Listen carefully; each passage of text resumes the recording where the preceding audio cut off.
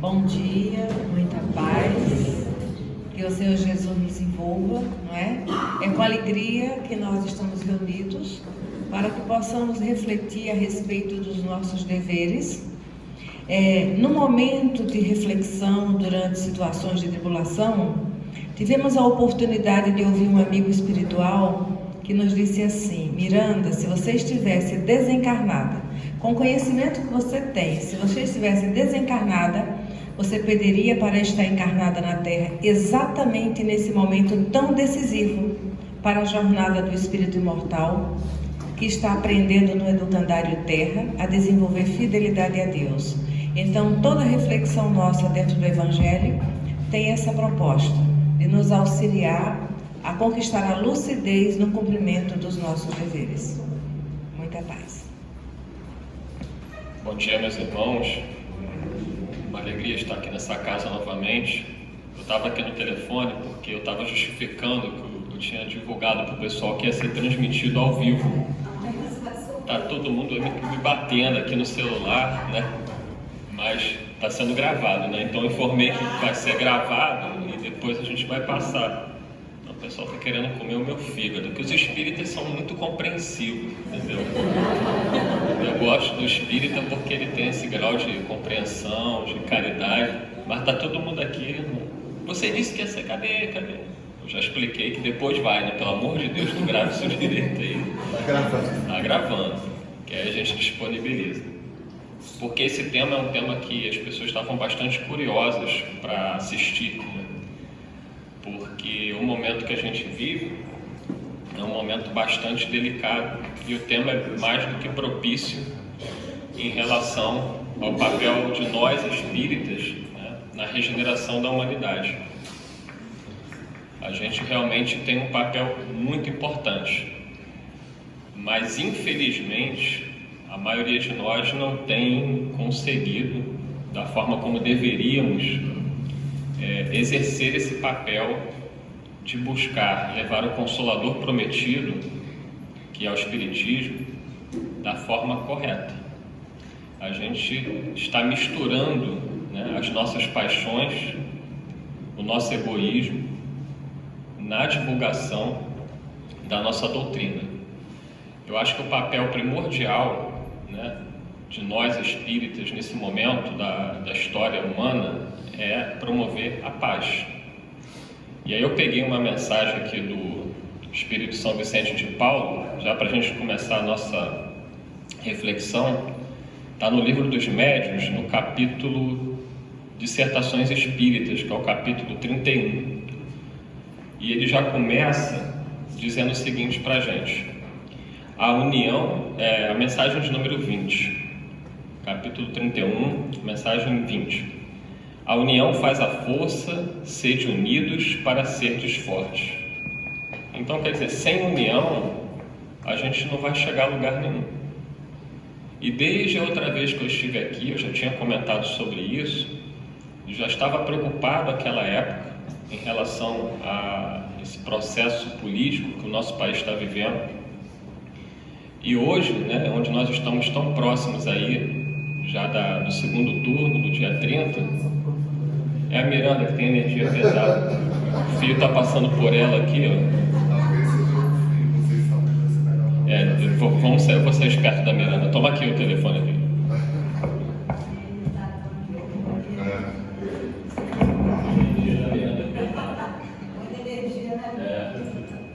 Vamos ver se melhora agora. Longe da Miranda, ó, melhorou. Então, São Vicente de Paulo começa dizendo: sede unidos para serdes fortes. Porque sem união a gente não vai chegar a lugar nenhum. E o que nós temos observado nesses dias aí que nós estamos vivendo em relação ao nosso movimento espírita? Nós não estamos cumprindo o nosso papel. Por quê? As pessoas, os expoentes, aqueles que estão à frente da divulgação doutrinária, estão se deixando levar pelo momento. Um momento que vai passar. Porque a política humana, ela é transitória. A única coisa que permanece é a palavra de Jesus. Ele não tinha dito: passarão os céus e a terra, mas a minha palavra não passará? Palavra de Jesus. Mas quando a gente começa a querer se posicionar de uma maneira inadequada, nós não temos maturidade para isso, infelizmente. Digamos que eu chegasse aqui e dissesse meu posicionamento político, depois a Miranda chegasse e dissesse o posicionamento dela. O que iria acontecer? Vocês iriam se dividir. Se o meu posicionamento for o mesmo que o dela, quem for contra vai ficar contra nós dois. Se o meu for a favor de uma parte e o dela for a favor de outra, vai dividir. Não, a Miranda está certa e o Eduardo está certo. E a gente não tem maturidade. Nós acabamos fazendo com que a divergência de opinião se transforme numa inimizade. E nós vemos o que está acontecendo hoje. As famílias estão se desunindo, é filho que não fala com o pai, irmão que não fala com o irmão, a casa espírita completamente dividida. Ainda ontem eu conversava com um amigo numa reunião lá na nossa casa, a gente fez um encontro, e ele estava dizendo que na casa dele é proibido, né, pela direção da casa, terminantemente se falar de política dentro da instituição. Por quê? Porque nós não temos maturidade, nós não sabemos lidar com a divergência, nós não sabemos lidar com a discordância.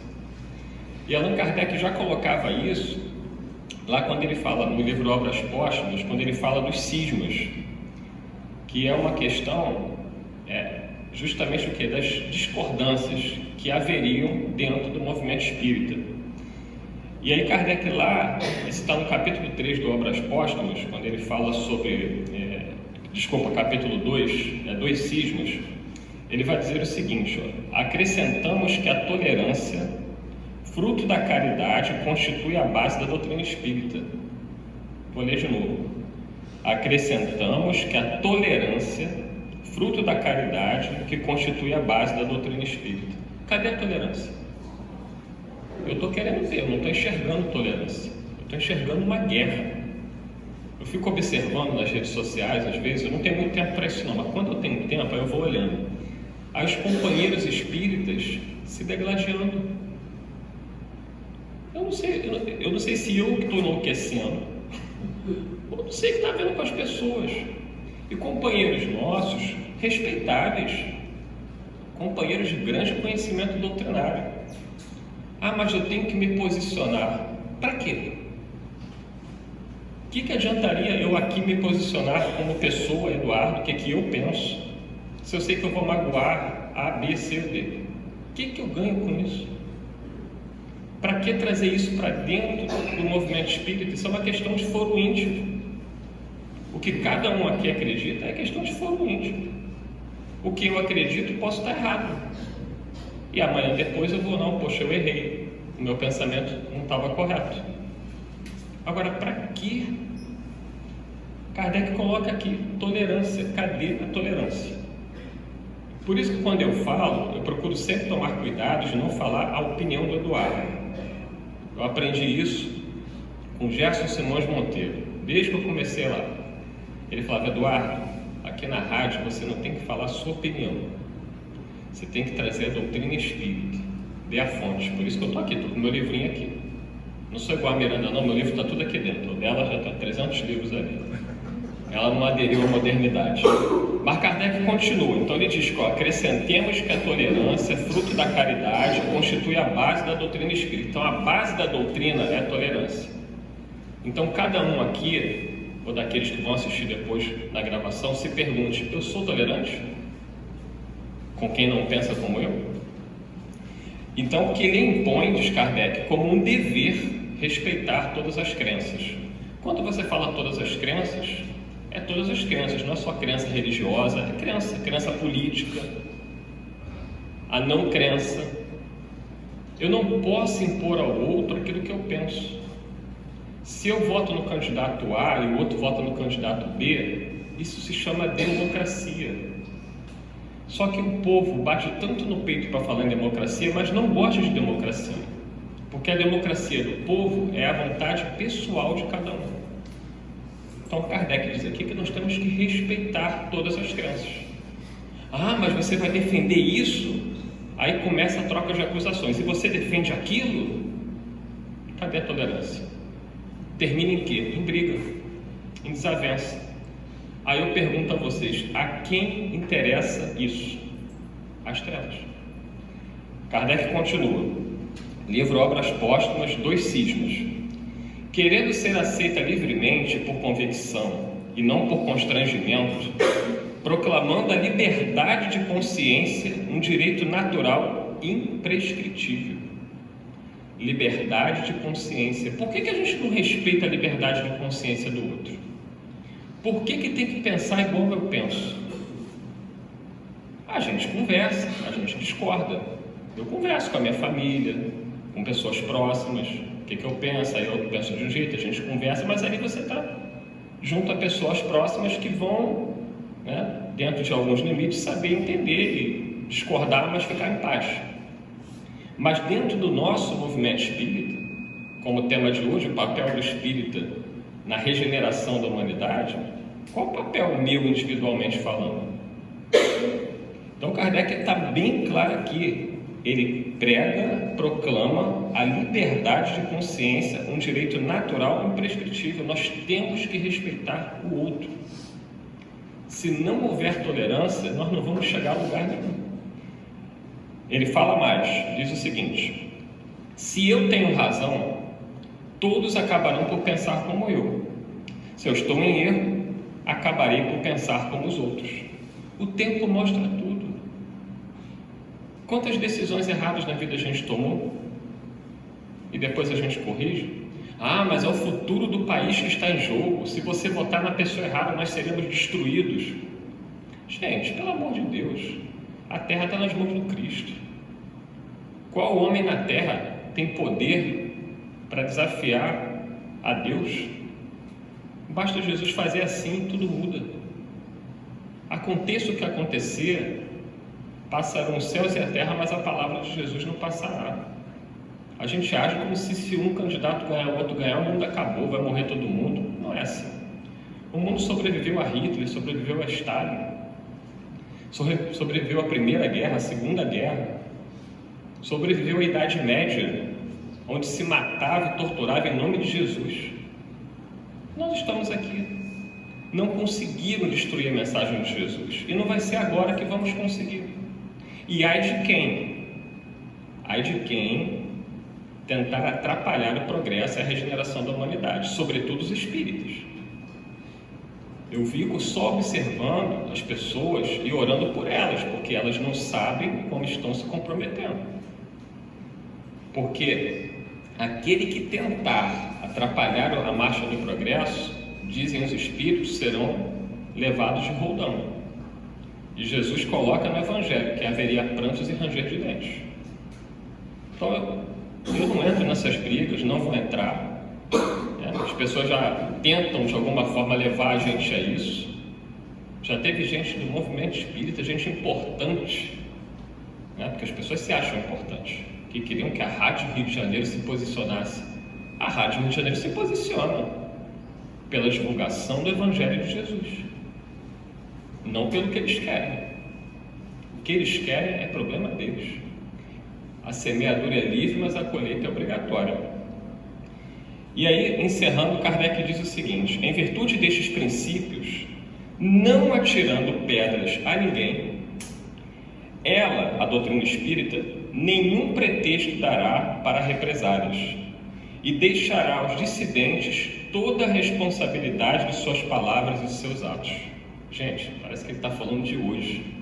Então, cada um de nós que vai para a nossa rede social para brigar por política e ainda envolvendo a doutrina nisso, vai responder pelos seus atos. Isso não é problema meu, do Eduardo, não é problema da Miranda, não é problema individual de nenhum de vocês. Cada um de nós vai responder por si. Mas o que os Espíritos colocam, eu trouxe aqui São Vicente de Paulo no Livro dos Médiuns, trouxe Kardec em Obras Póstumas, é tolerância, é respeito. O nosso papel primordial hoje para o desenvolvimento da doutrina, para a mudança que se opera no mundo de regeneração, é cada um de nós fazer a nossa parte. Eu não respondo por nenhum de vocês como vocês não respondem por mim. Então vamos manter, né, nas minhas falas iniciais, essa tolerância pedida por Kardec, esse respeito, que nós já estaremos colaborando muito com os bons espíritos, com aqueles que dirigem o nosso país, com aqueles que trabalham pelo progresso da humanidade. E vamos confiar. Aconteça o que acontecer, cada um de nós aqui tem um pensamento, mas entreguemos nas mãos do Cristo. Ele sabe o que é melhor para a Terra. Ah, mas vai permitir que a gente passe por dores? Mas eu não acabei de falar, nós já passamos por tantas coisas. A humanidade acabou? Não acabou. A gente às vezes paga o preço sim das nossas escolhas, mas são experiências que a gente tem que passar, é amadurecimento. Então eu vou passar a palavra para a Miranda, para ela dar continuidade. Vocês vão ver que vai começar a chear o microfone. Vamos lá.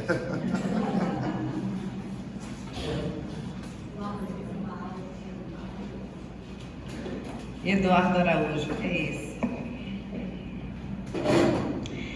Nós estávamos refletindo, não é? Interessante, porque a página que nós escolhemos para traçar o nosso estudo foi justamente Glória Cristã. Esse livro, Caminho, Verdade e Vida, é interessante porque no prefácio Emmanuel coloca que Jesus não fez diferença entre a oficina e o templo. Por quê? Porque em todos os lugares o ideal é que seja o nosso lar. Quando nós estivermos no trabalho para a conquista do suor das nossas necessidades físicas, que façamos do nosso ambiente de trabalho o santuário do pão, não é? E no templo onde nós oramos, que também seja o nosso lar, porque é o lar de Jesus. Nós estávamos refletindo no prefácio do livro Evangelho segundo o Espiritismo, quando Kardec escolheu colocar a mensagem do Espírito de Verdade. E nessa mensagem, o Espírito de Verdade inicia dizendo: os Espíritos do Senhor, que são as virtudes do céu, qual imenso exército que se movimenta ao receber as ordens do seu comando, espalham-se por toda a superfície da terra, e semelhantes a estrelas cadentes, vêm iluminar os caminhos e abrir os olhos aos cegos. Olha, o Consolador chega à Terra justamente no momento em que o nosso egoísmo já havia feito devastado, né? Com as situações da Idade Média e tantas circunstâncias e ocorrências dolorosas. Então, os dias que nós estamos vivendo, o nosso egoísmo também está em alta. E o que simboliza o nosso egoísmo é o dragão. Então, quando o dragão começa a movimentar sua cauda, as estrelas vêm até nós, e nós sabemos que neste momento, espíritos fiéis a Jesus estão retornando ao corpo de carne, para nos auxiliar, porque a tormenta que está lá fora, o descrédito, a invigilância, a leviandade, a irresponsabilidade, só estão em sociedade porque existem dentro de nós. E o nosso grande desafio é fazer com que migre da razão, da intelectualidade para o coração, para a emoção, os valores de Jesus. Nós não precisamos dizer a ninguém a quem ele deve servir. Nós devemos saber a quem servimos.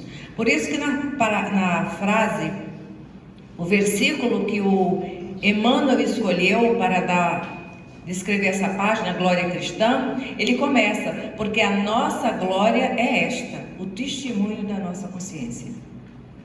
Nós somos espíritos iluminados pelo raciocínio, mas a luz que nós devemos fazer brilhar é da nossa emoção, da coerência com o bem que buscamos.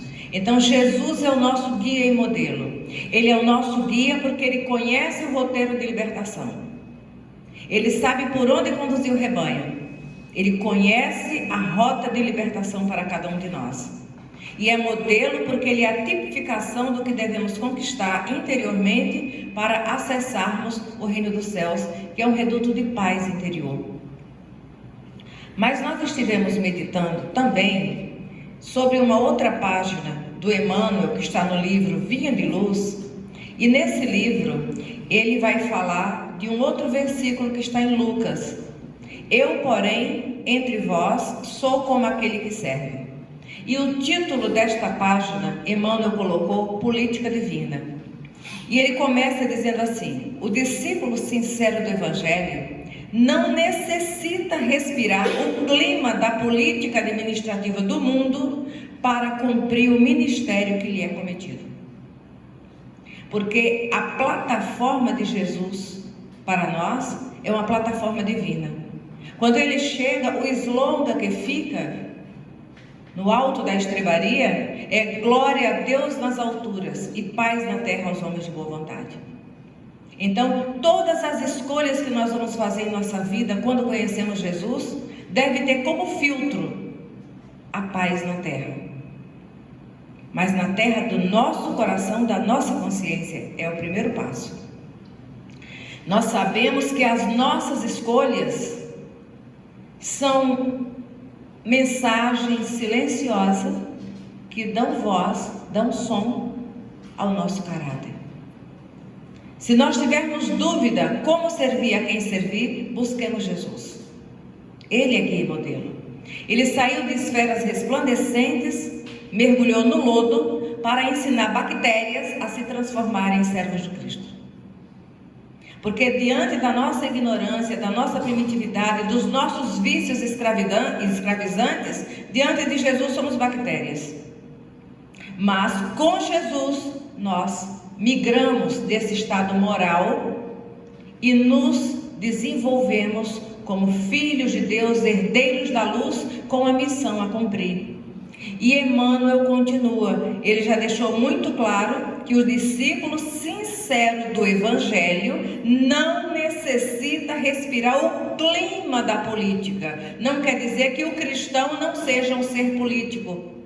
Nós compomos uma sociedade que deve ter como ideal a ética verdadeira em coerência com a mensagem de Jesus. Então, dentro da nossa casa, precisamos de um roteiro para que os nossos filhos tenham uma referência. Isso é, de alguma forma, fazer escolhas que vão construir uma sociedade sã ou enferma, de acordo com as determinações que colocamos dentro da nossa casa, para orientar os nossos filhos, para pautar as nossas ações e os nossos exemplos. Então, nós não precisamos respirar o clima da política do mundo, porque a política do mundo pelo mundo é a política de César. E Jesus esteve entre nós e não desrespeitou César, não desconsiderou César, mas manteve-se fiel ao Pai, porque ele sabe que César é transitório, mas o Espírito é imortal.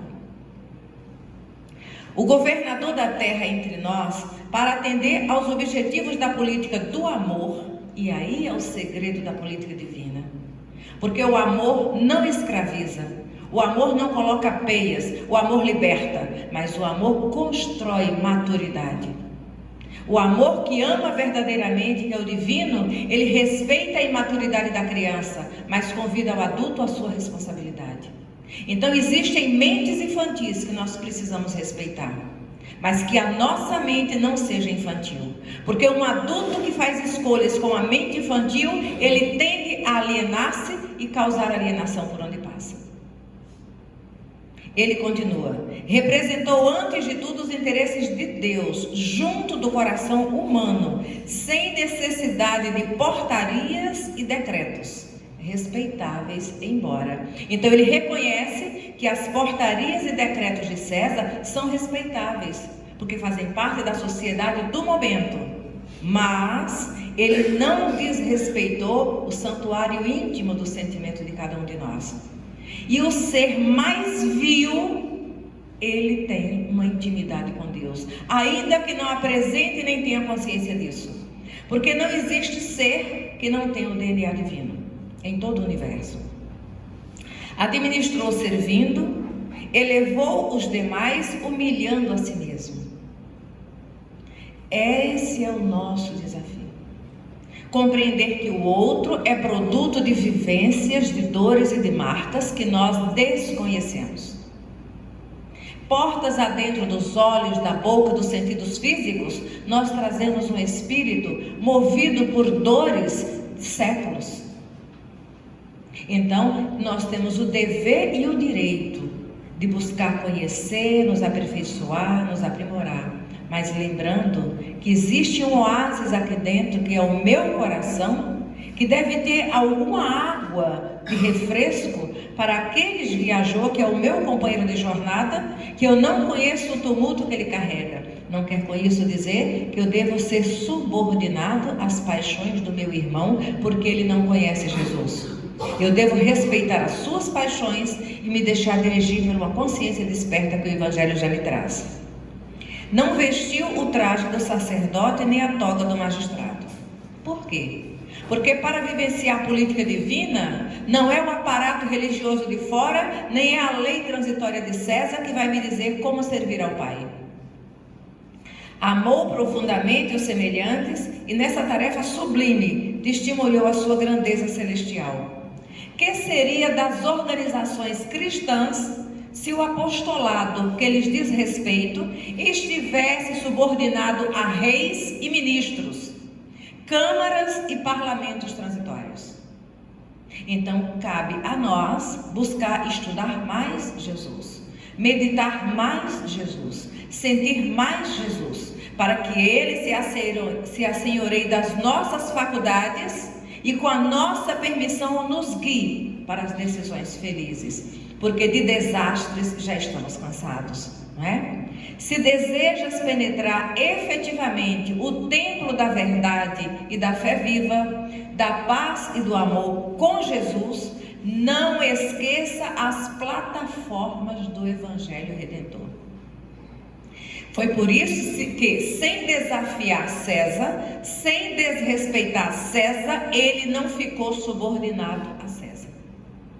Ele serviu ao Pai, respeitando César, mas com a consciência de responsabilidade, de guia e modelo, de referência de escolha para toda a humanidade.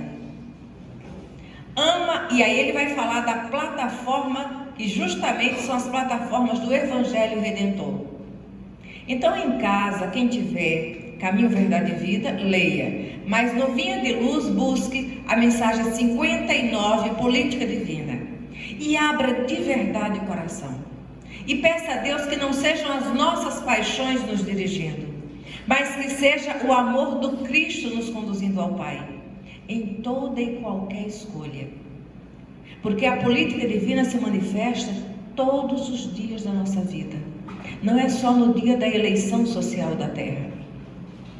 Jesus diz, a cada dia baixa o seu mal, porque todos os dias particularmente são uma bênção. E ele vai falar que essas plataformas são: ama a Deus sobre todas as coisas com o teu coração e o teu entendimento. Ama o próximo como a ti mesmo. Cessa o egoísmo da animalidade primitiva. Porque essa animalidade primitiva eu não tenho que combater no outro, eu tenho que combater em mim. Seja o outro, o meu pai, minha mãe, meu irmão, o meu chefe, o político, o irmão que foi de fora. Eu tenho que combater em mim. Faze o bem aos que te fazem mal.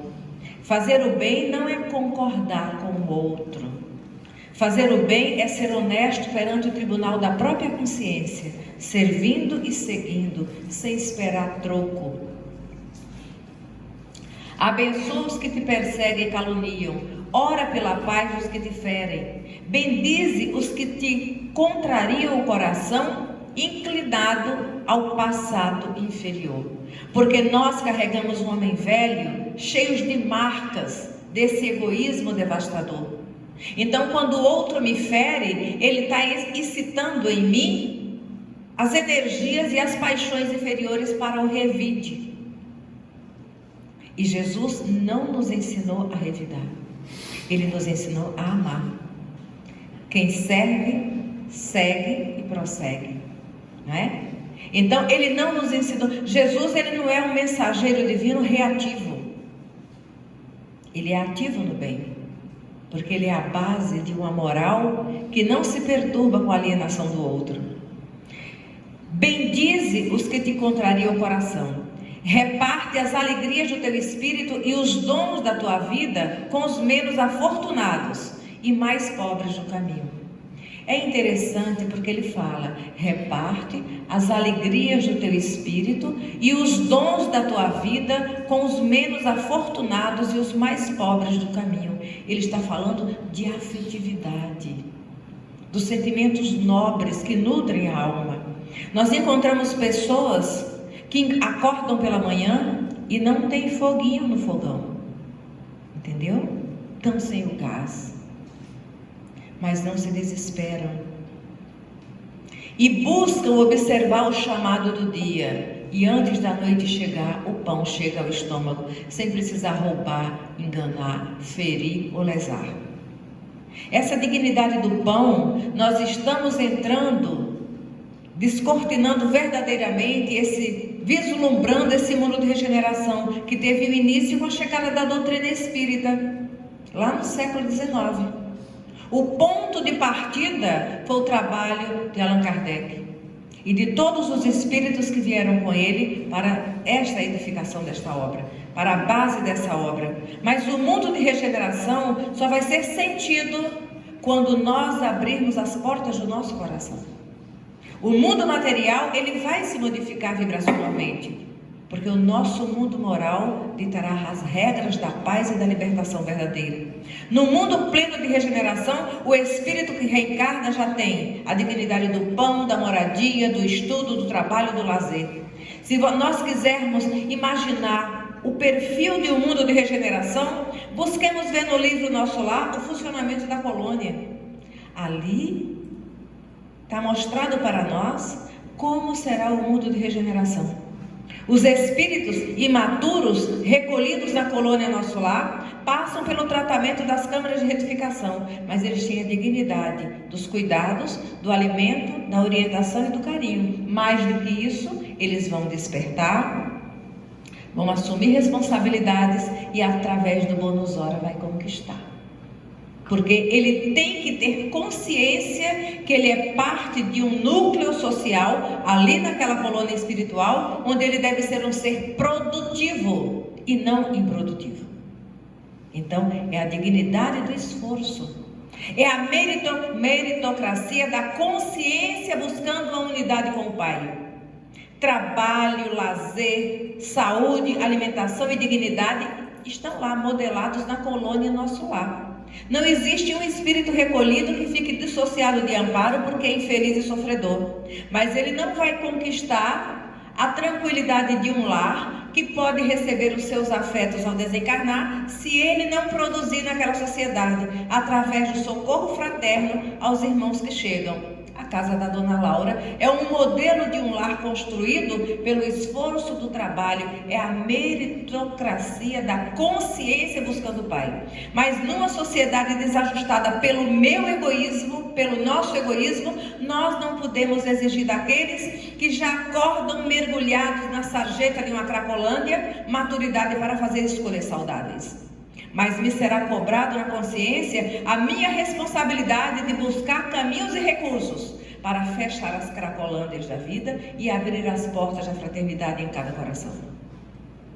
Só sabe a dor de ver um ser caído na cracolândia quem tem um companheiro viciado dentro de casa, seja da ordem que for, porque qualquer vício nos rebaixa a condição de bactérias morais. E nós não somos bactérias, nós somos filhos de Deus, herdeiros da luz. Então a plataforma do Cristo nos convida ao trabalho da dignidade humana, que começa no meu coração, portas adentro da minha emoção, que vai confraternizar com o outro, reconhecendo seus limites, mas idealizando a libertação para mim e para ele. E concluindo, Emmanuel diz: dissipa as trevas, fazendo brilhar a tua luz. Revela o amor que acalma as tempestades do ódio. Mas eu não posso exigir atitude amorosa dos outros se eu não me amo. Porque eu sou o meu referencial de amor em sociedade. Então eu tenho que me conhecer, eu tenho que me descobrir, me conhecer, me aperfeiçoar, crescer, me libertar e ser um referencial de amparo, de um sirineu ajustado. Quando Jesus estava a caminho do Calvário, se alguém tivesse puxado um homem fraco, esquálido, desnutrido, não teria sido ele o sirineu com Cristo. Então nós temos que nos fortalecer. Nós temos que nos conhecer, nos amar, para que a semente do Pai que há em mim brote e possa, de alguma forma, amparar aqueles que estão mais próximos, convidando cada um a brilhar a própria luz, como Jesus faz com todos nós. Mantém mantém viva a chama da esperança, onde sopra o frio do desalento. Lá fora ruge a tempestade. Que em nossa consciência brilhe a luz do Cristo para iluminar e nos auxiliar nas decisões que nós temos que tomar. Ser a muleta benfeitora dos que se arrastam sobre os atrajos morais. Não podemos julgar ninguém, porque tudo que nós detestamos em sociedade é o que nós colocamos nessa sociedade um dia. Então é justo que hoje estejamos padecendo em sociedade as mazelas que nós colocamos dentro dela ontem. Por isso que o benfeitor falou: Miranda, com o conhecimento que você já tem, desencarnada, você estaria pedindo essas mesmas experiências, para você ter a dignidade de corrigir o que ontem você deturpou, o que ontem você de alguma forma tentou destruir. Combate a ignorância acendendo lâmpadas do auxílio fraterno, sem golpes de crítica e sem gritos de condenação. Não adianta eu apontar o que o outro está fazendo errado. Eu preciso observar o que ele está fazendo errado para corrigir aquele erro em mim. Jesus, olhando para cada um de nós, não apontou, porque ele já não trazia mais equívocos, já era um espírito puro. Então ele nos amou, nos compreendeu, mas não se rebaixou às nossas paixões para nos libertar. Ama, compreende e perdoa sempre.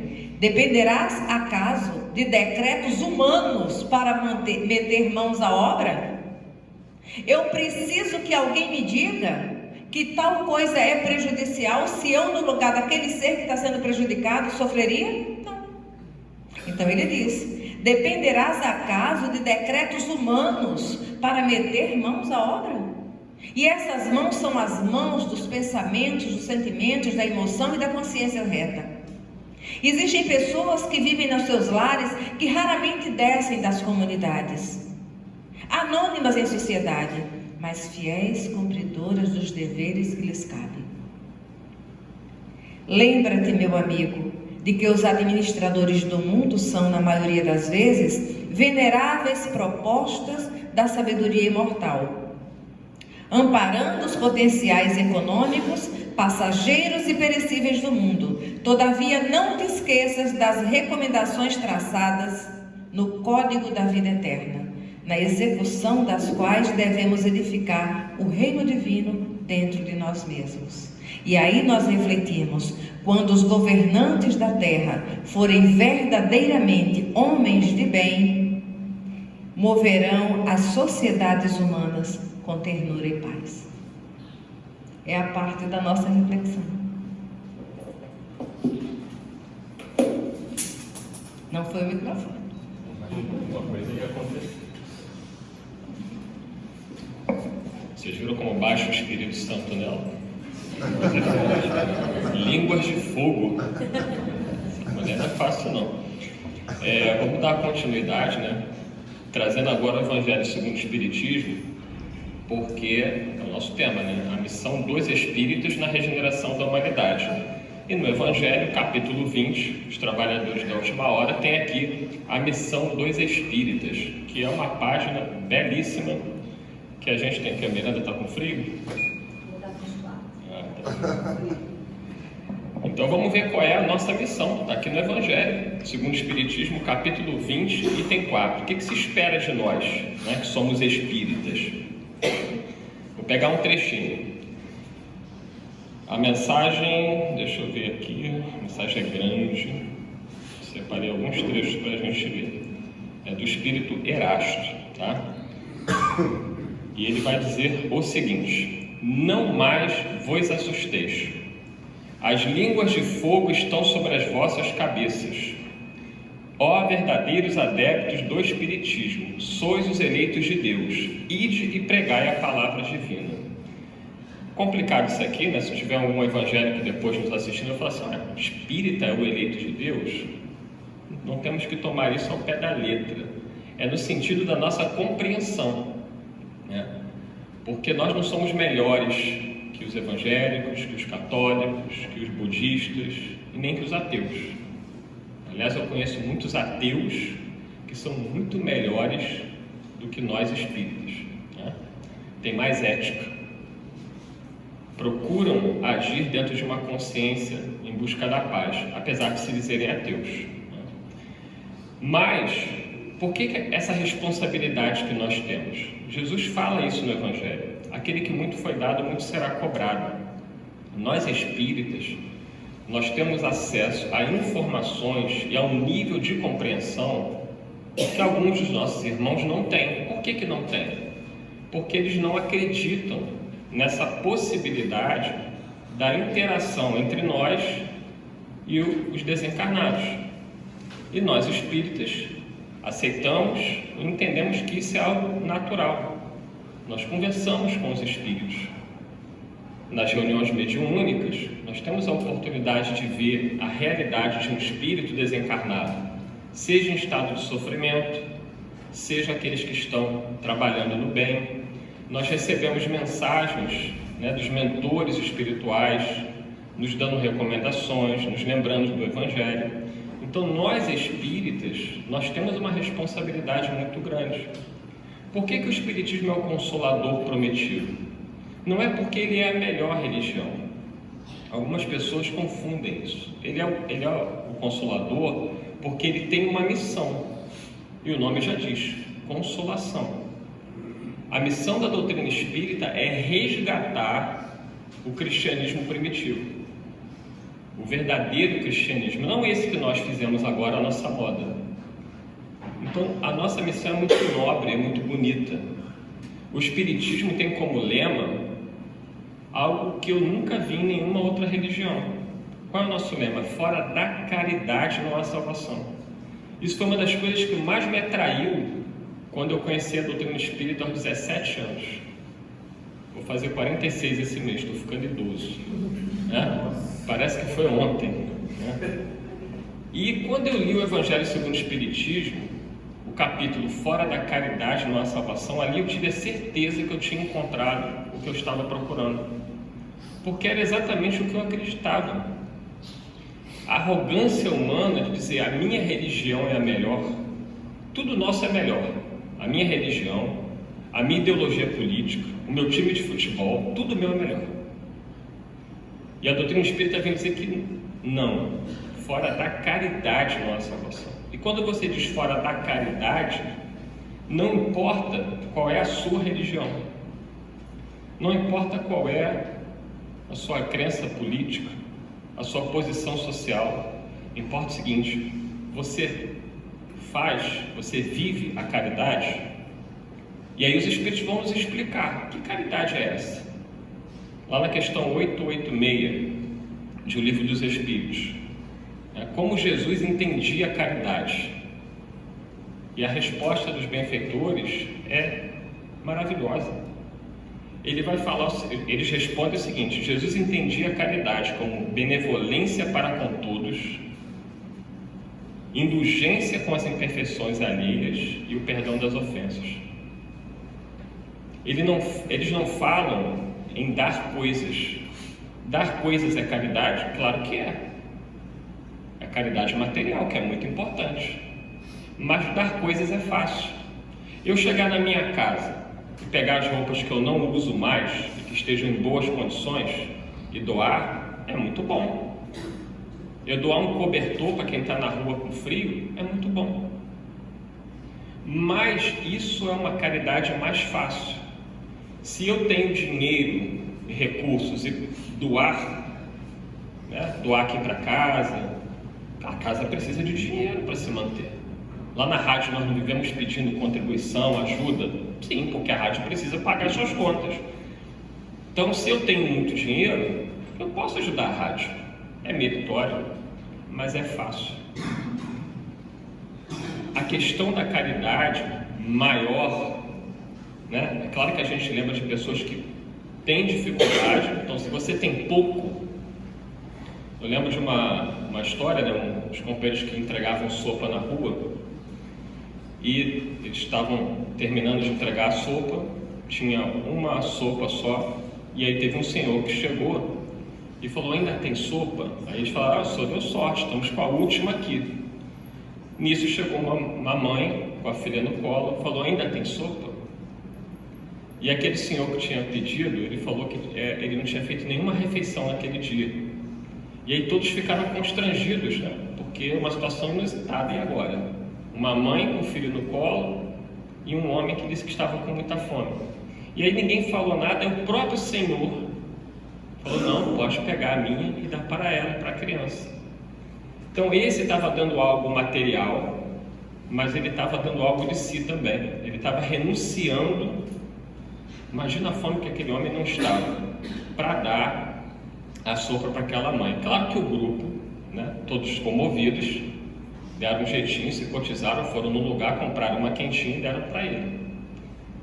Então a caridade material ela é muito bonita também, sobretudo quando a gente dá do que nos faz falta. Igual a Miranda, que uma vez deu dinheiro para a pessoa e ficou sem dinheiro para passagem, teve que andar quilômetros. Isso é ser caridosa. É uma mulher de fé, eu admiro isso. Imagina, tu tá só com o dinheiro da passagem, chega alguém, você pagar um lanche, aí você paga e vai andando vários quilômetros a pé. Então, o espírito superior é outro nível. Não dá, né? Mas a caridade material ela é mais meritória quando a gente dá do que vai nos fazer falta. Eu vou dar um dinheiro que vai me fazer falta. Eu vou dar uma roupa que vai me fazer falta. É o óbolo da viúva, que Jesus conta no Evangelho. É quando você não tem, e mesmo aquilo que você não tem, você compartilha. Então eu não estou aqui dizendo que a caridade material ela não seja boa, ela é, mas ela é mais fácil. E a caridade, o fora da caridade que Jesus propõe, que a doutrina vem nos trazer, é muito mais do que isso, que é a questão que eu citei de O Livro dos Espíritos, como Jesus entendia a caridade. Eles não falam na parte material, a resposta é ser bom para com todos, indulgente com as imperfeições alheias e perdoar as ofensas. Ser bom, ainda ontem eu estava conversando com uma paciente no consultório sobre isso, que ela estava lá, como todo mundo hoje em dia, nervosa com a política, porque para ela o mundo acaba no dia 30. Se o candidato dela não ganhar, o mundo acaba. E chorando, e desesperada, e aí os amigos dizendo que ela tinha que se afastar de todos que pensassem o contrário dela. E ela me escuta muito. Eu falei com ela assim, conversamos sobre isso, eu falei assim: se Jesus diz que a gente tem que ser bom para com todos, todos são todos, inclusive a pessoa que pensa diferente de você. Se ser bom para com todos é ser bom para com o criminoso, é ser bom para com aquele que ainda pratica o mal, o ignorante. Ser bom não é ser conivente. As pessoas dizem: vocês são coniventes. Não é ser conivente, é não fazer o mal. Eu não vou apoiar o criminoso que está assaltando e que está matando. Eu não vou falar nisso, meu filho, continua a matar, roubar é muito bom. Não. Mas eu não preciso odiar. Eu não preciso querer o mal. Eu preciso querer uma sociedade mais justa. Claro que o crime tem que ser reprimido, mas não da forma como nós fazemos hoje em dia. No mundo de regeneração, o nosso sistema de punição não será esse que nós aplicamos hoje, porque espíritos mais amadurecidos sabem como reeducar. Nós não sabemos, nós agimos sempre com a violência. Então ser bom para com todos é ser bom para com todos, independente da condição social da pessoa, do que ela pense, do que ela faça. Numa reunião de desobsessão, quando um espírito vem e o espírito nos ameaça, diz que vai acabar com a nossa vida, porque a gente muitas vezes transforma a reunião de desobsessão num teatrinho.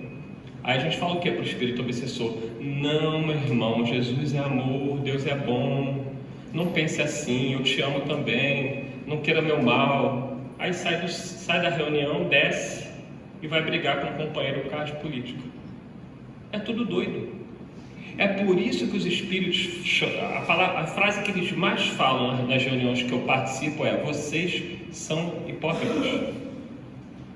Porque quando a gente chega para um espírito que está nos ameaçando a nossa família, e eles não estão blefando não, porque muita gente vai para a reunião de obsessão achando que o espírito está ali blefando, ou que os protetores espirituais vão fazer uma redoma em torno de mim e nada vai me acontecer. Não é bem assim. Cada um tem que dar a sua cota de contribuição. Então, quando eles vêm nos ameaçando, eles estão falando a verdade. E quando a gente vem com aquele papo de amor, de caridade, do evangelho, e eles nos conhecem, gente. Você acha que eles não conhecem a gente? Por isso que eles chamam de hipócritas. Se a gente não consegue nem respeitar a opinião política contrária do outro, a gente vai respeitar mais o quê? Então a gente fica pregando palavras ocas, vazias, que não encontram eco dentro deles. Porque não é a palavra que convence, é o exemplo. No livro Voltaire, o Frederico Figner, né, que se apresenta como o pseudônimo de Irmão Jacó, o espírito obsessor fala para ele quando ele estava desencarnado. Ele reencontra o mesmo obsessor que ele doutrinava quando estava encarnado. E aí o espírito fala para ele: não acredito, tu morreu e vai continuar me enchendo a paciência? E aí ele foi com aquela conversinha mole para o espírito: não, meu irmão, mas por que você está fazendo isso? Essa família está sofrendo, esse irmão é um pai de família, você continua perseguindo ele. Estava falando tudo bonitinho, tudo certinho. E aí ele fala a frase para o espírito: você precisa procurar a luz. Aí o espírito olha para ele e fala assim: que luz? Tu não tem luz. Pegou no ponto fraco dele, porque ele não emitia a luminosidade que os espíritos normalmente emitem, porque ele era muito ainda materializado. E aí o espírito, dentre outras coisas, diz para ele o seguinte: você pensa que quando acabava a reunião mediúnica ali de vocês, de desobsessão, eu não ia atrás de você? Você pensa que eu não via quem você era? E olha que ele não era uma pessoa não, tá? Frederico Figner foi recebido na espiritualidade por Dr. Bezerra de Menezes, pela filha dele, Marta, né? E por um outro irmão lá, o irmão Andrade, né? Então, que já imagina, desencarnar e Dr. Bezerra vir me receber. Então, o cara estava bem, mas mesmo assim, ele ainda não tinha a luz. Porque ele fez muito bem quando encarnado, mas ele fazia muito mais com a cabeça do que com o coração. Mas teve crédito, porque o bem dá crédito, mas não necessariamente dá elevação. E aí o espírito joga na cara dele coisas que ele não imaginava, do tipo: você não pensa que eu não via como você era dentro da sua casa? Devia ser aquele homem, né, machista, aquela coisa toda, dentro da cultura da época. Você não pensa que eu não via como você tratava os seus subordinados muitas vezes? Então nós somos observados. Não tem como enganar. Se a gente acha que vai enganar, eu posso enganar vocês aqui. Vocês podem olhar para mim e falar assim: poxa, Eduardo é um rapaz, mas se eu não sou aquilo que eu estou tentando muitas vezes mostrar, Deus sabe e as trevas também. Não tem como enganar. E quem tentar enganar vai pagar um preço muito alto. Diz o Espírito de Simeão que a Deus ninguém engana. Então, quando os Espíritos falam que Jesus entendia a caridade como ser bom para com todos, é ser bom para com todos, indulgente com as imperfeições alheias. A nossa especialidade é condenar o outro. Não julgueis para não ser julgados. O que nós mais fazemos da vida? É julgar o outro. É impressionante como nós, seres humanos, praticamente o tempo todo nós estamos julgando o outro, que não pensa como nós. E Jesus condenava veementemente essa postura. Por isso ele disse no episódio da mulher adúltera: atire a primeira pedra quem não tiver pecado. Quem aqui atiraria a primeira pedra? Tirando Miranda. Não tem, eu não conheço. E os Espíritos encerram a resposta com o perdão das ofensas. Gente, a gente não perdoa nem um amigo. Nem quem a gente gosta, a gente perdoa, quando contraria a nossa vontade. Quanto mais o inimigo. Esse é o nosso nível espiritual ainda, lamentavelmente. Porque a gente considera o amigo aquele que tem que concordar conosco em tudo. A gente considera o amigo aquele que não erra, aquele que não nos decepciona. Amigo erra. Amigo pode nos decepcionar, porque o amigo, ele eventualmente, ele pode não estar bem. Ele pode estar num momento ruim. E se eu sou amigo de verdade, eu tenho que entender que meu amigo não está bem e ajudar, e não condenar. Mas Jesus estava falando daqueles que nem são os nossos amigos, são os nossos inimigos. Ele pede perdão. Então a grande missão dos espíritas, que a gente precisa refletir, é essa: ide e pregai. Mas não é pregar aqui nesse microfone não, porque falar aqui é mole. Eu quero ver pregar na vida, é dentro de casa. Isso é o nosso maior desafio, é dentro de casa. É dentro de casa que a gente se revela. Se tivesse o Big Brother da nossa vida, eu desafio aqui, pode levantar a mão, quem estaria disposto a passar num telão aqui, atrás de Maria de Fátima Miranda, quem somos nós dentro de casa? Ela cria problema até com os gatos e cachorro dela, desde que ela mora só com gato e cachorro, mas ainda assim tem problema. Mas e a gente que tem que lidar com o ser humano? Tem cada história dela com os gatos e os cachorros, mas não é o tema de hoje não. Alguém aqui tinha coragem? Nem eu tinha. Porque dentro de casa nós nos revelamos, nós somos quem nós somos. Com aqueles a quem a gente convive, a gente revela a pior face que nós temos. Agora, no centro espírita, normalmente a gente tenta disfarçar, né? Na rede social a gente está sempre feliz, muita luz, muita coisa. Mas estamos enganando a quem? Estamos enganando a quem? Então precisamos acordar e entender qual é a nossa missão, qual é o nosso papel nessa regeneração que se opera. Não dá para ficar em cima do muro, nós vamos ter que escolher um lado. Ou nós estaremos do lado do Cristo, ou nós estaremos do lado daqueles espíritos que querem lutar contra Jesus, porque eles existem. As trevas existem, elas são uma realidade. Elas vão vencer? Não, porque não há como vencer o bem. Os espíritos já nos alertam que Jesus falava isso, a separação do joio e do trigo. Só os mansos herdarão a terra. Quem aqui é manso, levante a mão. Então todo mundo prepare as malas, sabe lá Deus para onde a gente vai. Porque imagina para o mundo primitivo, se está ruim aqui, no mundo primitivo não dá nem para imaginar como é que é o negócio. Então assim, ou a gente trata de aprender a mansuetude, acalmar um pouco os nossos corações e fazer a vontade de Deus, ou quem vai pagar o preço somos nós. Porque se aqueles espíritos que ainda estão nas trevas, eles acham que podem contra o Cristo, que eu acho que eles sabem que não podem, mas eles querem levar o maior número possível com eles. Que não sejamos nós, que a gente mantenha a dignidade. Não somos espíritos superiores, mas podemos sim, racionalmente, com o conhecimento que temos, escolher o lado de Jesus e fazer aquilo que Ele espera de nós, dentro das nossas limitações, dentro dessa missão que está reservada aos espíritos aqui na Terra.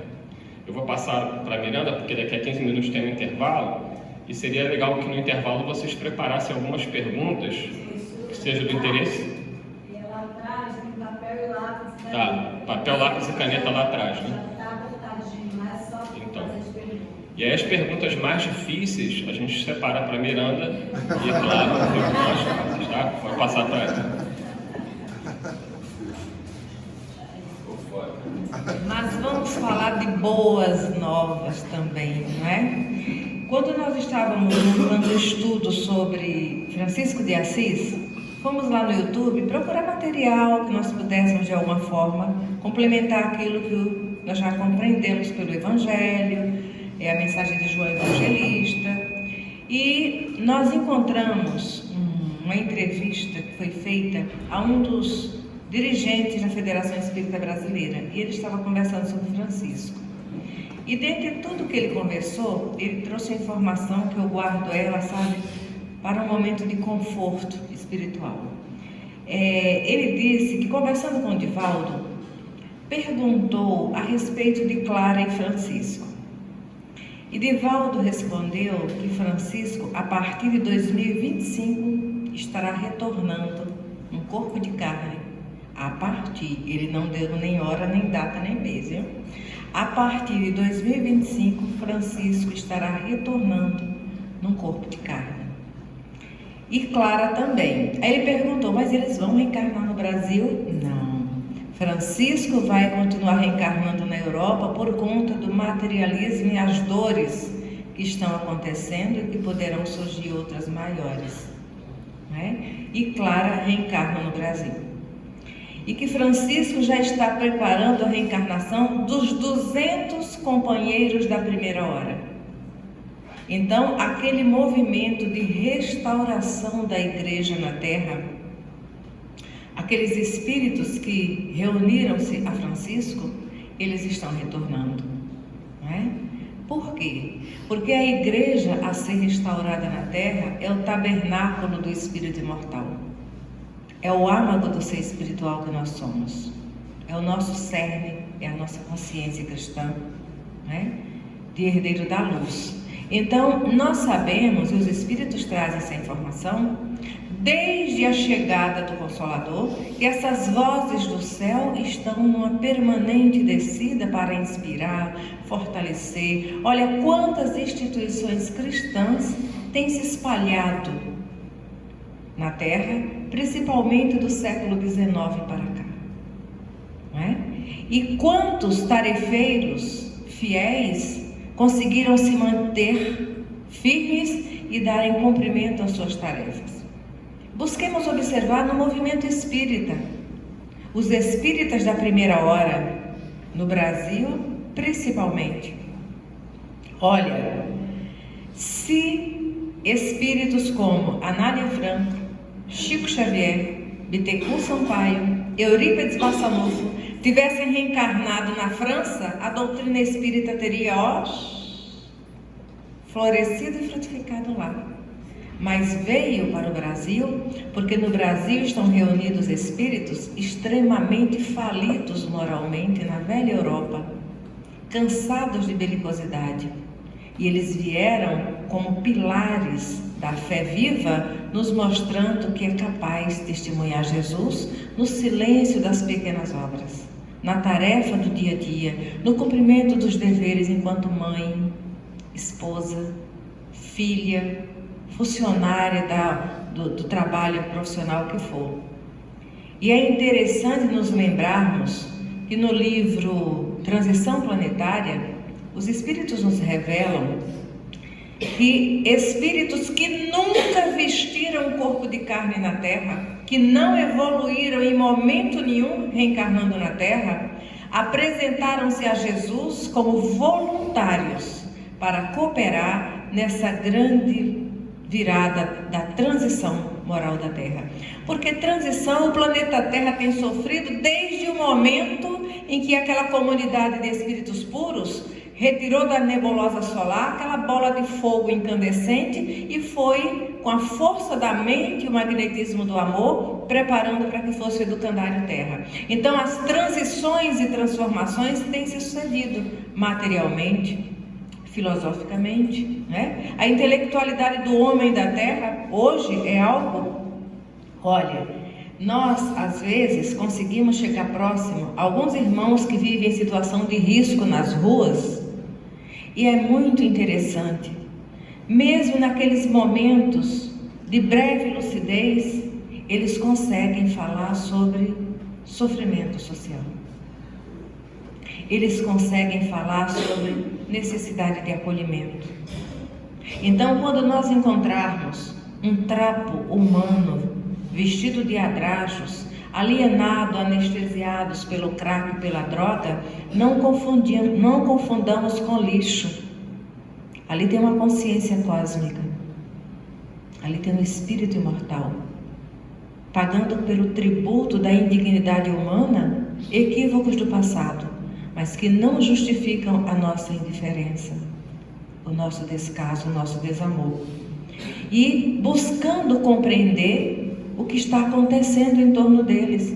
Eles passam um período do dia alienados pela droga, mas quando conseguem pousar um pouco, que Deus é misericórdia, porque tem sempre um nível de oxigenação, porque senão seria bagaço de cana, não é? Eles conseguem se permitir acolher. E quando nos dirigimos a esses companheiros, ficamos com a ilusão de que estamos doando, fazendo alguma coisa por eles. Porque quem faz de verdade são eles, nos permitindo aproximação. Quando considerados em sociedade como objetos humanos. Entendeu? E mesmo assim, nos permitem que a fome e a carência material e de atenção nos permita chegar próximo a eles. E nós deixamos o agasalho, a água, o pão, achando que cumprimos o nosso dever de irmão. Tolinhos. Eles nos mostram o que nos espera se a nossa alienação nos levar à indiferença, não é? E nos dá uma oportunidade de fazer reviver-se em nós o chamado do Cristo. Então, esses espíritos que, segundo está no livro Transição Planetária, estão vindo das Pleiades, uma região espiritual bem mais, sabe, de Alcione, que é uma outra realidade planetária, um outro sistema solar, para nos ensinar a ter força e dignidade e transitar da treva para a luz. São espíritos que não têm relação afetiva com nenhum de nós encarnado na Terra. Então eles vão cumprir o dever com fidelidade total ao Pai. Por que é que nós estamos falando isso? Com todo respeito, carinho e gratidão.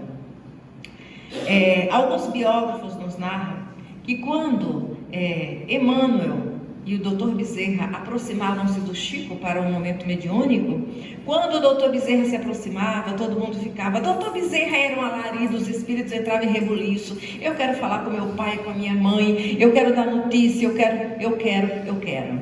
E caía todo mundo cercando o Dr. Bezerra.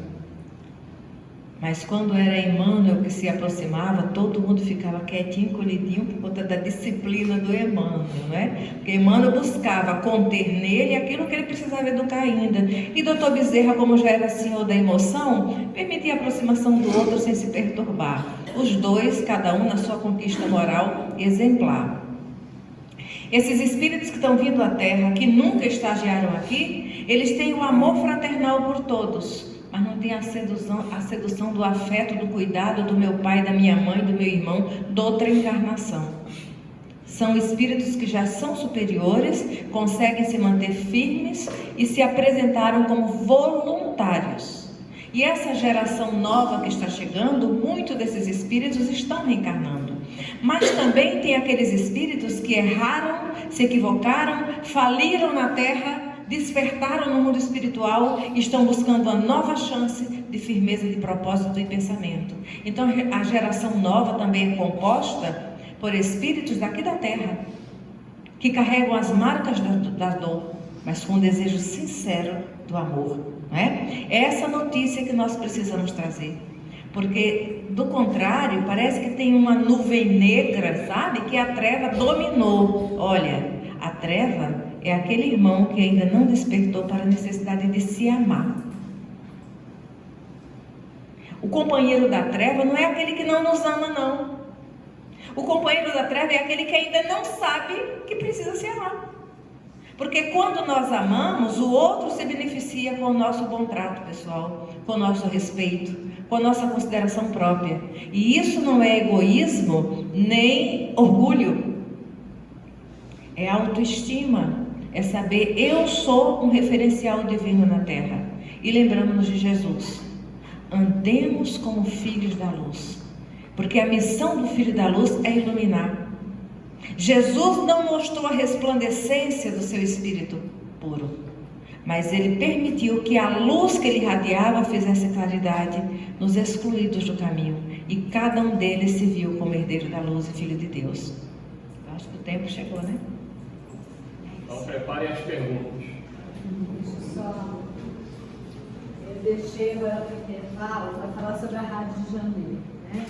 Porque atrasou um pouquinho o início, então eu queria queria falar agora no intervalo. Como é importante, né, a nossa contribuição para essa rádio, que é a rádio que divulga a doutrina espírita, é a rádio que leva o espiritismo para pessoas que não têm condições de estar numa casa espírita, não têm condições de estar em outros templos religiosos, mas que estão lá, né, assistindo, sendo amparados, pessoas que são salvas até do suicídio. Quantas pessoas, né, foram salvas do suicídio pela Rádio Rio de Janeiro? E essa rádio, ela está sempre vivendo dificuldades. Um tanto número de espíritos que nós temos no Brasil, né, e no mundo, e ela passa por essa dificuldade. Então, quem puder se aliar a essa causa divina, que é a causa da Rádio Rio de Janeiro, onde esses irmãos aqui trabalham voluntariamente, todos trabalham lá, né? Só as pessoas, algumas pessoas, mas ainda tem funcionários, porque precisa, né, ter funcionário para mexer na tecnologia. Então, mas esses irmãos estão lá segunda, terça, às vezes a semana toda gravando, né, seus programas, trabalham voluntariamente, não ganham R$1 para nada, né? Mas a gente sabe que tem funcionários, tem pessoas que precisam receber o seu pagamento.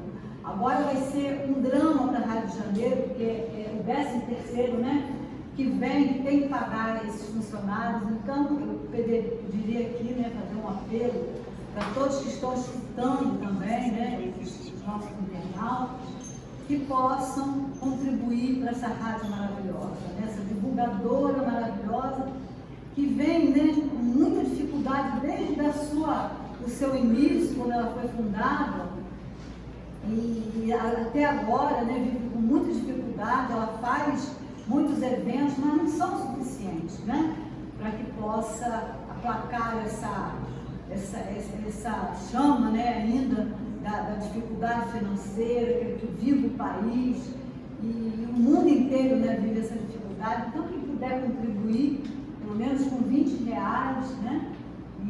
E os bancos, é só entrar lá no site da rádio, né? E lá pode ser por Pix, são vários bancos. A gente, mesmo que a gente não possa contribuir todo mês, mas pelo menos agora, nesse mês de novembro e dezembro, vamos ajudar para que a gente possa pagar, para que eles possam pagar os seus funcionários, né? O 13º. E vive realmente muitas dificuldades, mas nós contamos com o carinho, com o amor de todas as pessoas que podem ajudar, que pode pagar um pouco mais, né? Quem não pode dar 20, já é o suficiente. E quem não puder, né, de jeito nenhum, pelo menos ore pela nossa rádio, tá? Porque as orações já vão ser assim, muito bem-vindas, vão chegar para apoiar essas pessoas que estão lá. E principalmente aquelas que dirigem, e ele faz parte da direção também, né, Miranda? Não sei se a Miranda também faz também, Miranda? Conselheira, e não é à toa, né, Miranda? Mas somos comprometidos pela lei divina, né? É porque a rádio, assim como toda instituição cristã na Terra, não é formada para dar lucro, Não. mas sim para dar luz. Então, de vez em quando a gente fica, meu Deus, e agora? Né? Mas tá, gente. E a gente vai deixar aqui, tá lá, a propaganda da rádio. Nós vamos dar um intervalinho, tá? De 15 minutinhos. Lá tem papel, tem caneta, quem quiser fazer suas perguntinhas, tá? Quem quiser fazer ao vivo e a cores, faz no papelzinho que eles vão tentar responder, tá bem? Obrigada, gente. Olha, volte todo mundo, viu? Vamos ficar. Olha, gente, vamos assistir o vídeo rapidinho aqui da rádio, tá? Só um minutinho. Tá bom? Então,